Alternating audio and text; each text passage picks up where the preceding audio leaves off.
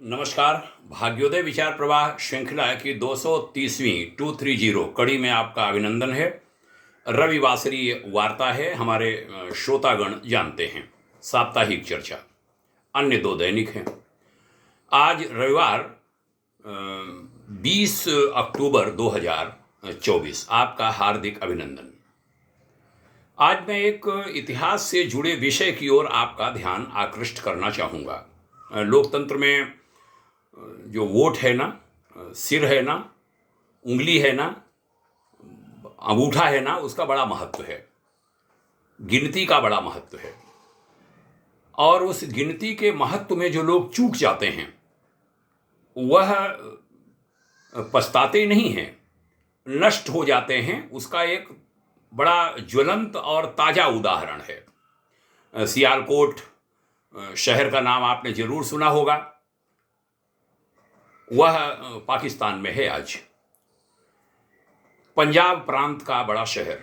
आपको मालूम है पंजाब के दो भाग हुए, एक भारत में रहा, एक पाकिस्तान में चला गया। उसका एक महानगर। भौगोलिक रूप से लाहौर से उसकी दूरी 135 किलोमीटर है और जो जम्मू है हमारा भारत में, उससे केवल 42 किलोमीटर की दूरी पर सियालकोट है। देश में एक बहुत बड़े नेता हुए, उनका नाम था श्री गोपीनाथ वारदोलाई। जब भारत का बंटवारा हो रहा था तब सियालकोट भारत का ही हिस्सा रहे, इस पर उनका बड़ा ध्यान था। उसका कारण यह था, सियालकोट हिंदू बहुल क्षेत्र था, या यूं कहें कि हिंदू वहां के बहुसंख्यक थे। फिर भी तय हुआ कि इसका फैसला जनमत संग्रह से होगा। जनमत संग्रह हुआ। जनमत संग्रह का दिन निश्चित हो गया। वोट कैसे डाले जाएंगे वो सब तय हो गया। निर्धारित दिन पर वोटिंग भी हुई, यानी मतदान हुआ। मालूम है क्या हुआ रिजल्ट उसका? 55,000 वोटों के अंतर से फैसला हो गया कि सियालकोट पाकिस्तान का हिस्सा होगा, जिसके कारण सियालकोट भारत में शामिल होने से रह गया।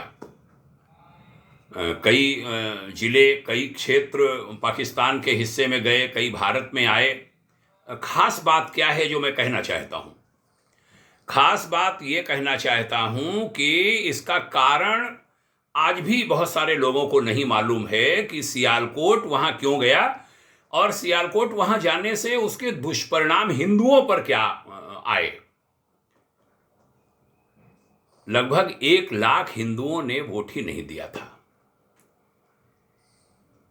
इस कारण वो पाकिस्तान में चला गया। कैसे और समझाऊं?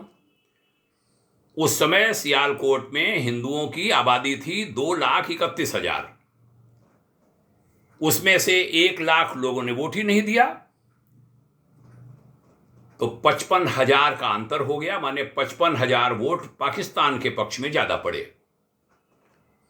फिर आया 16 अगस्त 1946 का दिन, जब सियालकोट वहां जाने का आदेश हो गया, निर्णय हो गया। उसके बाद महापुरुष मोहम्मद अली जिन्ना ने डायरेक्ट एक्शन डे का आह्वान कर दिया। डायरेक्ट एक्शन डे मालूम है? नई पीढ़ी जरा समझे कि मारना शुरू कर दो एक तरफ से हिंदुओं को, इसके लिए डायरेक्ट एक्शन डे हुआ।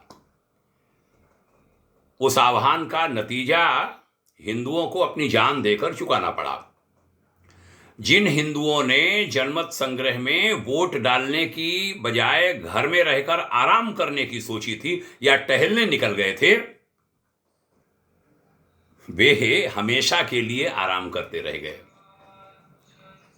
और उनकी महिलाओं के साथ, बेटियों के साथ, बहुओं के साथ वहशियाना बलात्कार हुए, लड़कियां बेची गईं, छोटे छोटे मासूम बच्चों का कत्ल कर दिया गया। ध्यान रहे कि 1941 की जनगणना के अनुसार सियालकोट में हिंदुओं की आबादी, जो अभी मैंने कहा 2,31,000 थी, और 1946 में हुए डायरेक्ट एक्शन डे के 5 साल बाद मालूम है कितनी आबादी रह गई थी वहां के हिंदुओं की? 10,000, केवल ओनली 10,000 2,31,000 में से, और वो कहीं बाहर नहीं गए थे, भारत को भाग के नहीं आए थे, मौका ही नहीं था भागने का। क्या क्या हुआ होगा कल्पना करिए। धर्मांतरण और मौतें।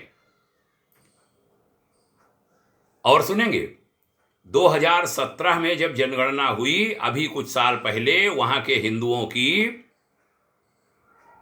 तो आबादी मालूम है कितनी? 10,000 में रह गए लोग। ओनली 500, केवल 500।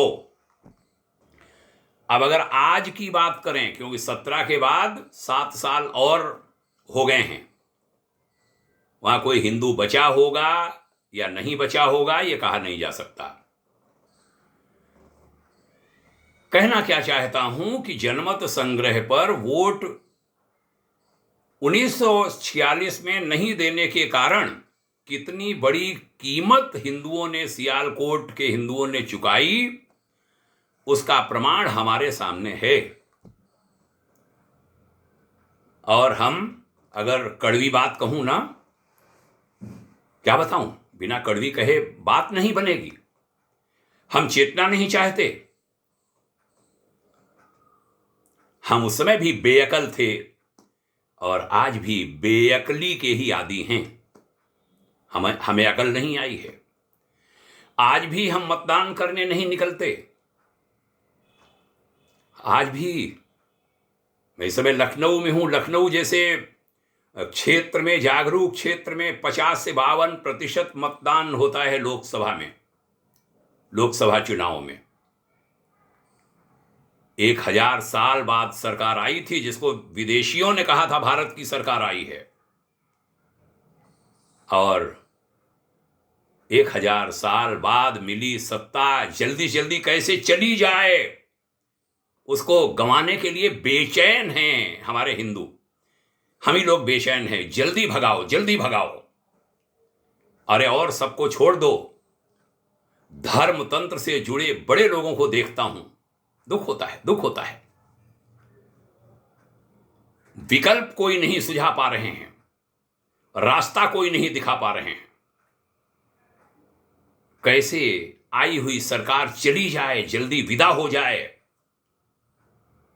उसके लिए इच्छा ही नहीं कर रहे हैं, प्रयास कर रहे हैं, लगातार प्रयास। परस्पर बांटो, सनातन समाज को खूब बांटो, इसमें बांटो, उसको बांटो। इन्होंने धर्म चौपट कर दिया, उन्होंने धर्म चौपट कर दिया। ये वेदों से दूर हो गए, वो वेदों से दूर हो गए। मार्ग कोई नहीं सुझा पाना। सबको बिठाने की सामर्थ्य किसी में नहीं है कि कोई साथ बिठा के बात करो। पंथ होते हैं, वहां भी पंथ हैं। हमारे मुस्लिम समाज में खूब पंथ हैं, इतने पंथ हैं जितने हिंदुओं में नहीं हैं। मैंने प्रयास किया, 1-2 शादी ब्याह में मोहम्मडन युवक युवतियों के, बोले नहीं नहीं हमारे यहां नहीं हो सकते। हिंदुओं में भी ऐसे ही है। साथ साथ बैठ के नमाज नहीं पढ़ सकते, साथ साथ बैठ के खा नहीं सकते। अनेक अनेक फिरके हैं, लेकिन सब एक हैं। और हमारे यहां बांटो बांटो बांटो में लगे हुए हैं।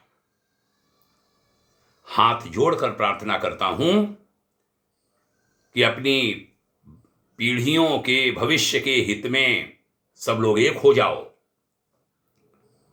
मतदान की कीमत समझो, 100% मतदान होना चाहिए। मैंने भारत के मुख्य निर्वाचन आयुक्त पूर्व के, उनसे मैं मिला था, उनसे निवेदन किया था कि मतदान अनिवार्य किया जाना चाहिए। 2 बार 3 बार जो मतदान न करे उसकी मतदान करने का अधिकार छीन लीजिए, किसी भी वर्ग का हो। मुस्करा दिए थे। उन्होंने कहा था केंद्र सरकार में आपको जाना होगा, गृह मंत्रालय में जाना होगा। हमने पत्र भी लिखा था केंद्रीय गृह मंत्री जी को, लेकिन सरकारें हैं, चिट्ठियों की पावती तक नहीं आती। सिस्टम ठीक होना चाहिए, प्रदेशों में भी केंद्र में भी विचार विमर्श होना चाहिए। कोई सुझाव आते हैं उसमें बाकायदा विचार किया जाना चाहिए, यहां तक कि बुलाया तक जाना चाहिए संबंधित व्यक्ति को, और क्या आइडियाज हैं आपके पास। लेकिन सबके पास कमी है, नीचे से ऊपर तक सबके पास पता नहीं कहां किस मदहोशी में रहते हैं लोग, गलतियां सरकारों में भी होती हैं। आइए सारे जरूरी सुधार करें, पीछे की जो गलतियां हुई उनसे सीखें, और जो आम जन है वह कृपा कर चेत जाए, पुनः हाथ जोड़कर प्रार्थना। इसके बहुत सारे लाभ होंगे, बहुत सारे लाभ। सारे समुदाय, सारे समाज मिलकर एक हों, एक चलें। मैं इन दिनों इजराइल और गाजा, हमास, हबजुल, ईरान क्या क्या हो रहा है उसकी स्टोरीज सुन रहा था। दुख होता है, मौके मिल रहे हैं कि अभी भी हम मान जाएं, लेकिन हम मानने को तैयार नहीं। किसी लेवल पर आकर के साथ बैठिए, निपटारा करिए, शांति की ओर बढ़िए। हिंदुओं को, मुसलमानों को भी सबको एक होकर के रहना चाहिए, लेकिन वो हो नहीं पा रहा। इतिहास की अनेक घटनाएं वो डराती हैं, चिंतित करती हैं एक वर्ग को। जागरूकता हो, सब लोग एकजुट हों, एक दूसरे को आगे बढ़ाएं, देश को मजबूती दें, सनातन को मजबूती दें, भारत की जड़ों को मजबूती दें। सनातन यानी भारत की जड़। जड़ों से कट जाते हैं वो कहीं के रहते नहीं हैं, ध्यान रहे। पीड़ा झलकने लगती है। भाग्योदय फाउंडेशन ऐसे विभिन्न मुद्दों को उठाता है और हम चाहते हैं राष्ट्रीय एकता, समरसता खूब बने बढ़े। उसके लिए सबको सशक्त होने की आवश्यकता है। मतदान हर व्यक्ति करे, वोट का महत्व समझें। आपके उज्जवल भविष्य की भाग्योदय शुभाकांक्षा। आप सभी को प्रणाम। यह वार्ताएं अन्य लोगों में भी फैलाइए। बहुत धन्यवाद। जय हिंद, शुभकामना। ओम शांति।